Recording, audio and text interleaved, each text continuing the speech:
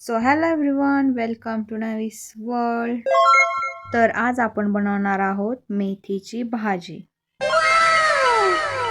तर त्यासाठी इथे मी शेंगदाणे भाजायला घेतलेले आहेत. आता शेंगदाणे भाजून घ्यायचे आणि त्यानंतर इथे मी लसणाच्या 5 ते 6 पाकळ्या घेतलेल्या होत्या, त्या ठेचून घेतलेल्या आहेत. आता इथे मी मेथीच्या भाजीची एक पेंडी घेतलेली आहे आणि ती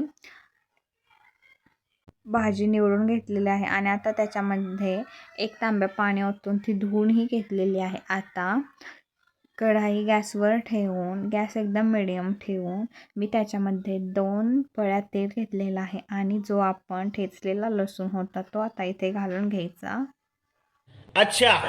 आणि तुम्ही जर आपल्या चॅनलवर नवीन असाल तर आपल्या चॅनलला लाईक, शेअर आणि सबस्क्राईब नक्की करा.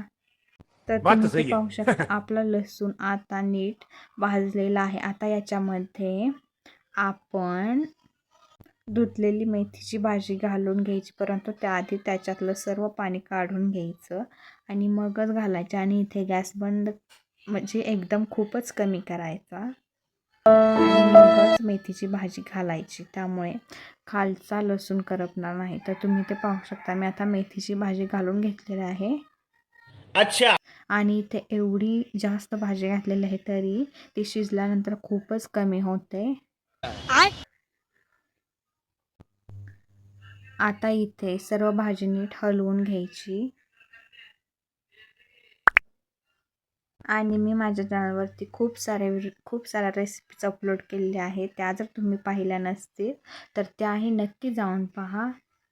आता साधारणपणे 5 ते 6 मिनटं हलवून घ्यायचं आणि त्याच्यानंतर त्याच्यामध्ये मीठ घालून ती भाजी शिजायला ठेवायची ताट झाकून. आणि तुम्ही आधीपूर्वी कधी मेथीची भाजी बनवली आहे का हेही कॉमेंटमध्ये नक्की सांगा. अभी मजा आएगा ना भिडो. घ्यायची आणि गॅस इथे मी मीडियमच ठेवलेला आहे. आणि तुम्ही ते पाहू शकता जसजशी भाजी आपली शिजत आहे तसतशी कमी कमी होत चाललेली आहे.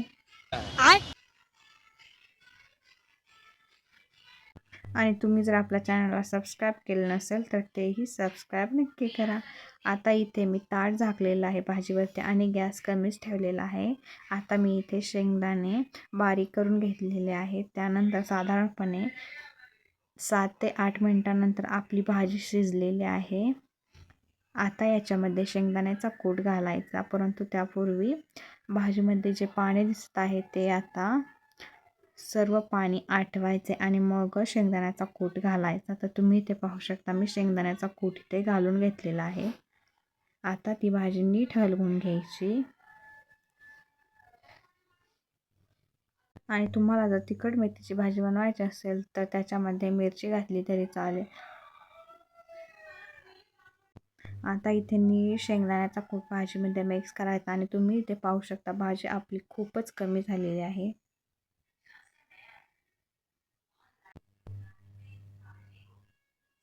तर आता इथे आपली मेथीची भाजी तयार झालेली आहे. तुम्हाला जर ही रेसिपी आवडली असेल तर आपल्या चॅनलला लाईक, शेअर आणि सबस्क्राईब नक्की करा. ऐसा मत करो मेरी जान, लाइफ में कुछ अच्छा करो यार. आणि नेक्स्ट रेसिपी तुम्हाला कोणत्या आपल्या चॅनलवरती पाहायला आवडेल हेही कॉमेंटमध्ये नक्की सांगा.